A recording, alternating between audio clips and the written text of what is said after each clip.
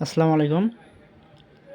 আমরা যারা গত 30 তারিখে বাংলা প্রথম পরীক্ষা দিয়েছিলাম, কথাটা হচ্ছে তাদের জন্য যারা পরীক্ষা দিয়েছে।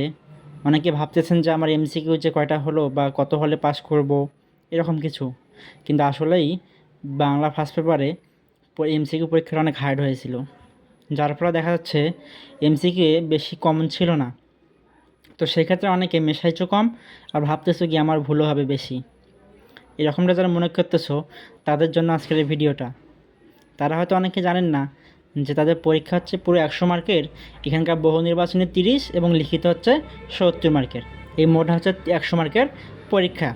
এই 100 মার্কের পরীক্ষার মধ্যে তোমার হচ্ছে 33 পাইলে হবে পাস মার্ক। এখানে যে 33 নম্বর দেওয়া আছে, 33 নম্বর পাইলে কী হবে? পাস মার্ক হয়ে যাবে।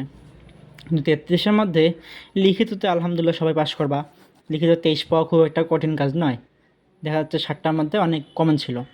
তো সমস্যা হচ্ছে আমাদের বহু নির্বাচনী নিয়ে। এই বহু নির্বাচনী যদি আমরা 30-এর মধ্যে কোনো ক্রমে 10টা সঠিকভাবে মেশাইতে পারি, তাহলেই আমরা আলহামদুলিল্লাহ পাস করব।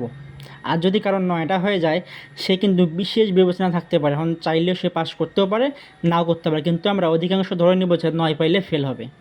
যদি 9-এর অধিক পেয়ে থাকে, 10, 11, 10 পাইলেই সর্বনিম্ন আমরা এমসিকিউতে পাস করব। তো যারা টেনশনে আসো বা চিন্তা করতেছো, তাদের জন্য বলতেছি, যদি তোমরা 10 পেয়ে থাকো, তাহলে তোমরা বাংলা ফার্স্ট পেপারে এমসিকিউ পাস করে যাবা।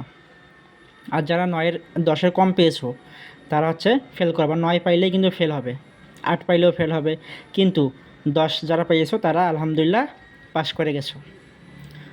তো আশা করি আজকের ভিডিওটা সবাই বুঝতে পেরেছো। ধন্যবাদ সবাইকে। আসসালামু আলাইকুম।